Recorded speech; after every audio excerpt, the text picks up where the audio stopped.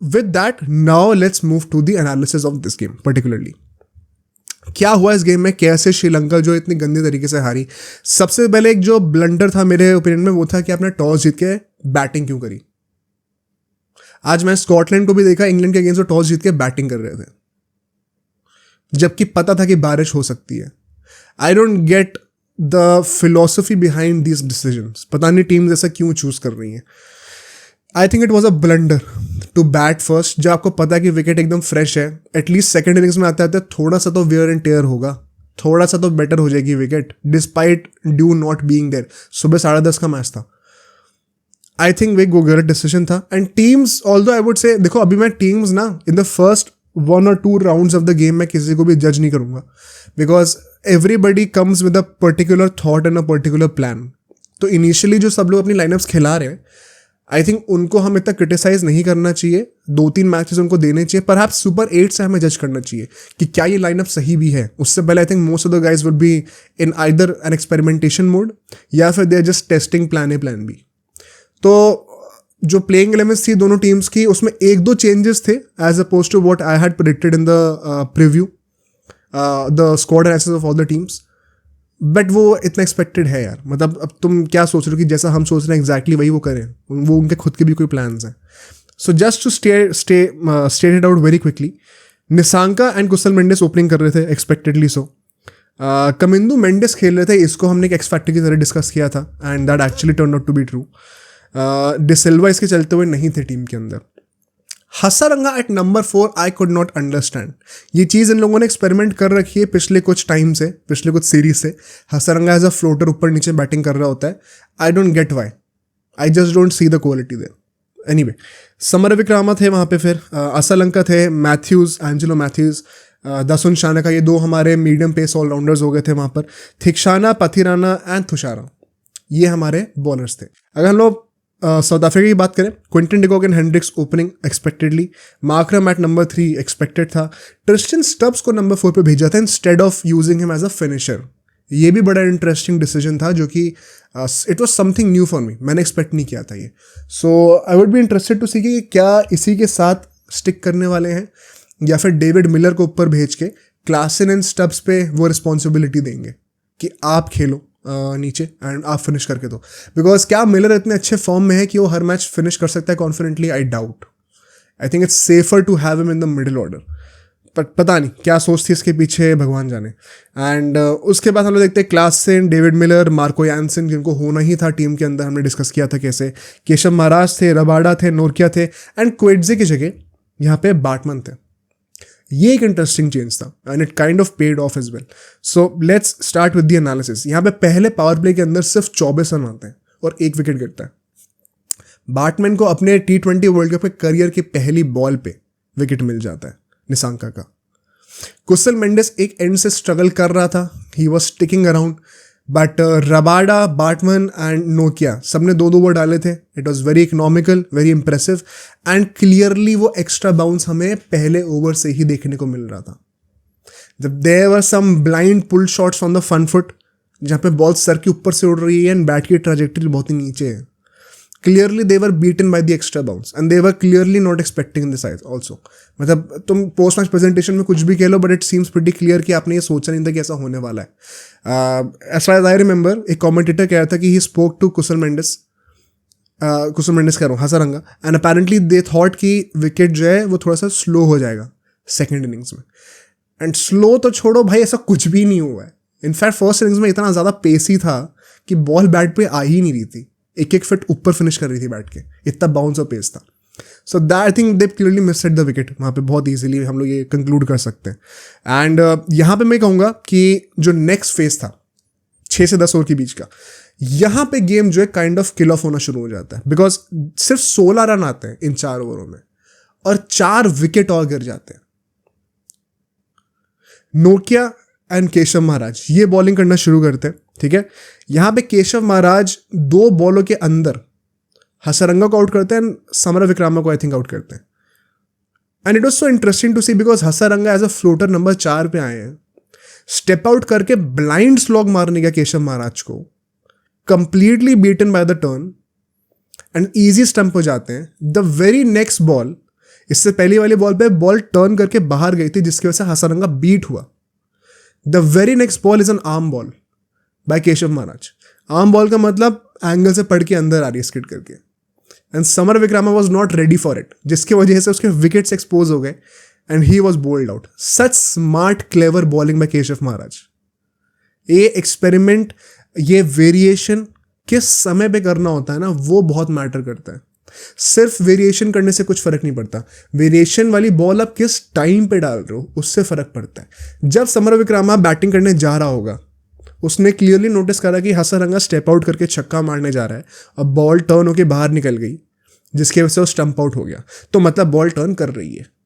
अब इस थॉट के साथ, वो ये थॉट उसने अपने दिमाग में प्लांट करा और इस थॉट के साथ वो बैटिंग करने गया.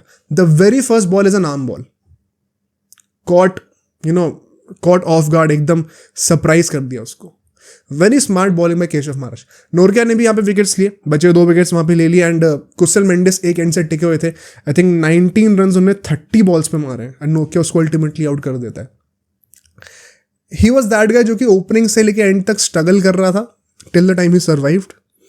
But the strike rate was just too low कि दूसरे एंड से बंदा मारने ना जाए तो रन्स खत्म नहीं हो रहे हैं, अब मारने जाएगा तो आउट हो सकता है.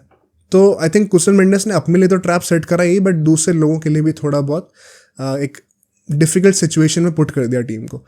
ऑन दी अदर हैंड मैं ये जरूर कहूँगा कि Kusal Mendis is that one guy जिससे हम लोग एक्सपेक्ट करते हैं एक्चुअली में कि थोड़ा मार के तो खेलेगा, but that was no way to be seen surprisingly. Nonetheless इसके बाद हम लोग चलते हैं नेक्स्ट फेज पे. 10 से 15 ओवर के बीच में 28 रन आते हैं. अब यहाँ पे थोड़ा सा इंप्रूवमेंट होता है रन रेट पे, बिकॉज एंजेलो मैथ्यूज वगैरह थोड़ा सा बैट चलाना शुरू करते हैं अपना. बट एट वॉट कॉस्ट, यहाँ पे 2 विकेट और गिर जाते हैं. 68 for 7 हो गए थे आफ्टर 15 ओवर्स. मतलब 90 बॉल्स पे आप 68 रन आपने मारे हैं और 7 विकेट आपके गिर चुके हैं. तो इट्स क्लियरली वेरी पैथेटिक. यहाँ पे हम लोग देखते हैं नोकिया और रबाडा दोनों, असलंका एंड धसुन चाणक्य दोनों को आउट कर देते हैं. यही 2 विकेट यहाँ पे गिरते हैं. Angelo Mathews was trying to fight from one end. In fact वो शायद अकेला ऐसा बैट्समैन था इस पूरी इनिंग्स में जिसकी स्ट्राइक रेट 100 की थी. बाकी किसी की स्ट्राइक रेट शायद 100 की भी नहीं है, if I am not wrong. So ये तो हाल था इन लोगों का. इस फेज में एक इंटरेस्टिंग ऑब्जर्वेशन पता है क्या थी 10 से 15 ओवर वाली. यहाँ पे 28 रन पता क्यों आए? बिकॉज यहाँ पे there were a couple of sixes और बाउंड्रीज. नोटिस हाउ अगर आपने एक ओवर में 6 रन या 4 रन मार दिए, even if you rotate the strike in the next 5 balls, you CAD easily have 9 to 10 run, मतलब आराम से आप निकाल सकते हो सिंगल डबल लेके. यहाँ पे वो ही चीज़ नहीं हो पा रही थी, which is why even after scoring a 6 और a 4 हर ओवर में 6 से 8 रन ज़्यादा आ ही नहीं रहते. तो it was not just about the power hitting, जो मैंने कहा था ना अभी इस सेगमेंट के स्टार्टिंग में कि क्यों श्रीलंका के बैट्समैन ने इस पिच को जितनी एक्चुअली में मुश्किल थी उससे ज़्यादा मुश्किल दिखाया है. बिकॉज आपको the art of scoring run on difficult wicket आपसे हो ही नहीं रही थी. ज़रूरी नहीं कि हर मुश्किल विकेट पे आपको छक्का मारना आना चाहिए, बट जब वो शॉट्स नहीं लग रहे, you should know how to rotate the strike. वो भी आपसे नहीं हो पा रही थी, which is why then you struggle to score 9-10 run every over. ऐसा नहीं था कि उसके लिए आपने पावर हिटिंग का एस्पेक्ट कम छोड़ा हुआ है, specially the second half of the innings. Problem was कि आप वो सिंगल डबल नहीं निकाल पा रहे हो, वो इशू था. And then ultimately last phase में टीम रैप अप हो जाती है बड़ी आसानी से. 77 पे ऑल आउट हो जाते हैं, बस 9 रन और बन पाते हैं. नोकिया जो है वो मैथ्यूज को बाउंसर मारते हैं, once again extra bounce leads to wicket. And उसके बाद ज़्यादा कोई क्या कहते हैं फायर पावर रह ही नहीं गई थी. पति रन आउट हो जाते हैं, थिकशाना जो है रन आउट हो जाते हैं. डबल भी नहीं भागा जा रहा भाई से, पता नहीं क्या सोच रहे थे. But with this a target of just 78, now it was to be seen कि सेकेंड इनिंग्स में कौन कितनी जल्दी फिनिश कर पाता है गेम को. And we see how power play के अंदर वंस अगेन श्रीलंका के 24 रन बने थे, इनके सिर्फ 27 रन और बनते हैं और 2 विकेट गिर जाते हैं. यू कुड आर्ग्यू कि साउथ अफ्रीका का power play it was even worse than Sri Lanka's power play. And South Africa की बैटिंग में कम डेप्थ है as opposed to Sri Lanka. So कहीं ना कहीं it was kind of chaotic and there was certainly a ray of hope for Sri Lanka to make a case to win the game in the power play itself. But इसके बाद से ना second phase में लोग बहुत ज़्यादा stabilise कर गए थे. Let me explain how. First phase में पावर प्ले के अंदर 27 for 2 Mathews and Thushara opening करते हैं बॉलिंग की. यहाँ पे तुषारा जो है वो ऑनडिक्स को 2 बॉल पे आउट कर देते हैं, एक बॉल पे चौका आता है, दूसरी बॉल पे आउट। जिस तरीके से ऑनडिक्स आउट हुए हैं, if you look at the replay once again, मैं कुछ टैक्टिकल चीज डिस्कस करना चाहता हूँ यहाँ पे। Ball is pitching outside off stump, it is, क्योंकि वो मलिंगा जैसा एक्शन है तुषारा का, तो नेचुरली वो एंगल के साथ पढ़ के और बाहर ही जा रही होती है 5वें 6ठे स्टंप के पास। तो ball is pitching outside the off stump, वहां से एंगल के साथ पढ़ के और बाहर जा रही है। Look at the footwork of हॉन्डिक्स।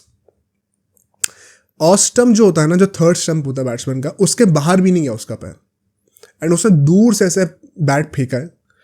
The gap between his elbow and his body, his torso is so big कि आप में बेसिकली इतना लेजी शॉट मारा हुआ है। यू आर अज्यूमिंग कि आपके जो हाथ हैं that would be good enough, your hand eye coordination would be good enough to cover up for the angle that is going away from your body. Ideally आपको body पीछे लेके आनी चाहिए, बॉल को पूरा कवर करना चाहिए, लाइन के पीछे आके खेलना चाहिए। बहुत ही लेजी शॉट मारा था and it deserve to get out. तो it was not a good side to see. Let's hope he improves on that. Although भाई T20 में इतना कुछ मैटर करता नहीं है टेक्निक, बिकॉज हम ऊट पटांग शॉट देखते ही रहते हैं। यही शॉट अगर जो है बाई चांस कनेक्ट हो गया होता और कवर्स के ऊपर से छक्का हो गया होता तो सब तारीफ कर रहे होते थे शॉट की कि बिना फुटवर्क के छक्का मार दिया। But when you get out like that, बहुत ही टेस्ट मैच वाला विकेट था। You get to see the flaws, footwork नहीं है, लाइन के पीछे नहीं आ रहे हो, ये सब चीज़ें मैटर करती हैं, स्पेशली जब इनिशियली बॉल थोड़ी स्विंग कर रहे हो ऐसी विकेट पे जहाँ पे पेसर्स को हेल्प मिल रही हो। Then Markram also gets out. Markram को वंस अगेन एक आउटसाइड एज लगती है, leading edge sort of, and a good catch by I think Kamindu Mendis, if I am not wrong, उसी ने शायद पकड़ी थी catch. With this, we saw how Dasun Shanaka Mathews bowling करने के लिए आते हैं नेक्स्ट फेज के अंदर 6 से 10 ओवर के बीच में। और यहाँ पे very smartly played out by Quinton de Kock and Tristan Stubbs, because अब आप देखोगे एक भी विकेट नहीं गिरता। By the end of the 10th over 47 run बन चुके थे एंड 2 ही विकेट गिरे थे, विच मीन्स इन 4 ओवरों में सिर्फ 20 रन हो रहे हैं। बट क्विंटन डिकॉक और ट्रिस्टन स्टब्स ने इंश्योर करा कि विकेट नहीं गिरने चाहिए, रन्स तो वैसे भी बहुत कम चाहिए। एंड ये सबसे बड़ी इसका एग्जाम्पल है, ट्रिस्टन स्टब्स ने आई थिंक 23 बॉल्स पे 10 रन मारे हुए थे इस फेज के अंदर। इतनी कम, मतलब 50 से कम की स्ट्राइक रेट। ये सेम बंदा जो कि डीसी की तरफ से अभी IPL में 190 की स्ट्राइक रेट से खेल रहा था। तो इट क्लियरली शोज कि वहाँ पे अप्रोच यही था कि मैच जो है फंस सकता है यहाँ से, एंड बैटिंग डेप्थ बहुत ज़्यादा है नहीं हमारे पास, तो let's use the luxury of having a low target. आराम से टाइम लेते हैं, ये 10 ओवर निकाल देते हैं, इसके बाद हम लोग ब्लास्ट ऑफ कर सकते हैं। एंड क्विंटन डिकॉक ने टू हिज क्रेडिट थोड़ा बहुत रन रेट मेंटेन करके रखा हुआ था, 1-2 छक्के उसने लगाए थे मैथ्यूज को, तो दूसरे एंड से उसने बचा के रखा हुआ था। Tristan Stubbs was solely focused on surviving at that point of time. And फिर गेम में बड़ा ट्विस्ट आता है। 2 मोमेंट्स होते हैं दोनों हसरंगा के लिए इन द नेक्स्ट फेज। 10 से 15 ओवर के बीच में रन ज़्यादा रह नहीं गए थे, 30 रन ही कुछ रह गए थे, 30-35 run, and so it meant कि आपको विकेट लेने पड़ेंगे अब, वरना गेम खत्म है। हसरंगा आता है बीइंग द कैप्टन, आते ही क्विंटन डिकॉक को आउट करता है, ठीक है। Follows it up with Tristan Stubbs wicket as well, दोनों को आउट कर देता है। दोनों सेट बैट्समैन थे, 2 ओवर के अंदर दोनों को आउट कर देता है। एंड दूसरे एंड से पथी राणा को भी बॉलिंग कराना शुरू कर देते हैं, who was also good. 3 over में आई थिंक 12 रन दिए थे उसने, but once again I think उसको विकेट क्यों नहीं मिला, बिकॉज बैट्समैन के पास कोई नीड ही नहीं थी उसको अटैक करने की, कोई प्रेशर ही नहीं था, तो कोई इशू ही नहीं था उसको। सो आई थिंक पथी राणा उस चक्कर में उसको लोग सी ऑफ कर गए उसको अटैक करने की जगह, एंड उससे कहीं ना कहीं थोड़ा बहुत फर्क पड़ गया। बट देन वी सी हसरंगा ने जब इन दोनों बैट्समैन को आउट करा, क्लासन और आई थिंक मिलर था या कौन था, let me just go through it, हाँ मिलर था ना, क्लासन एंड मिलर बैटिंग कर रहे थे। मैच फंसा हुआ है, हसरंगा डिसाइड्स कि मैं 3rd ओवर भी अभी डालूंगा, एंड क्लासन ने कहा भाई अब गेम और डीप तो लेके जाने का पॉइंट नहीं है, अब यहीं से अपने आप को अनलीश कर दो, जीतना होगा तो जीत जाएंगे, हारना होगा तो यहाँ से हार भी जाएंगे। एंड उसने फिर 11 रन मार दिए हसरंगा के ओवर में, एक छक्का, एक चौका, फिर एक सिंगल। एंड आई थिंक वो जैसे ही छक्का मारा था ना, उसने गेम वहीं पे किल ऑफ हो गया था, because then they were hardly 5-10 run left for the last 5 overs, and फिर within an over game खत्म हो जाता है। David Miller and Klaasen see off the game very comfortably, they end up winning. बहुत ही अच्छे net run rate भी हो गई उनकी। इस मैच से हमारी लर्निंग्स क्या है? साउथ अफ्रीका की जो टीम है, हमने डिस्कस किया था कैसे they are not a lot of strengths that separate them from the rest of the guys, from the rest of the teams, जो टॉप टीम्स हैं. But we also mentioned how they should be qualifying for the super 8s. क्यों? क्योंकि इनके पास जो share individuals हैं ना, just like Rajasthan Royals, जो individuals हैं ना उनमें क्वालिटी इतनी है कि अपने दिन पे गेम आराम से जिता सकते हैं. भाई नोरकिया ने 4 विकेट ले लिए 7 रन देके. ये वो बंदा जो कि भी आईपीएल में पिट रहा था हर किसी से.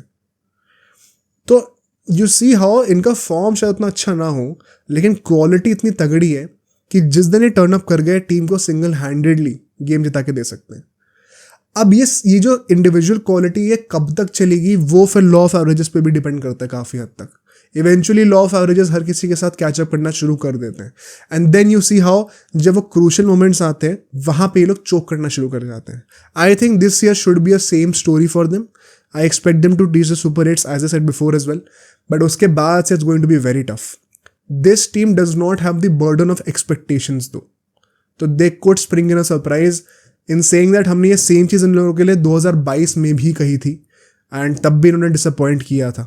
सो लेट्स सी. मतलब इसके लिए मैं कहूँगा नहीं. As far as Sri Lanka is concern, Sri Lanka is also another team जिसको हम बैक कर रहे थे सुपर 8s में आने का. एंड आई थिंक श्रीलंका इस ग्रुप में जहाँ पे बांग्लादेश भी है, नेदरलैंड्स भी है, they are on paper at least only second to South Africa. They should be able to beat Netherlands, they should be able to beat Bangladesh. वहाँ पे प्रॉब्लम नहीं आनी चाहिए. बट क्या ये लोग are they good enough to survive the super 8s? I think अगर South Africa को भी नहीं हरा पा रहे अपने ग्रुप में तो it once again goes on to show how much they could struggle जब ये लोग इंडिया, ऑस्ट्रेलिया और न्यूजीलैंड वाले टीम ग्रुप के अंदर आएंगे सुपर 8s में.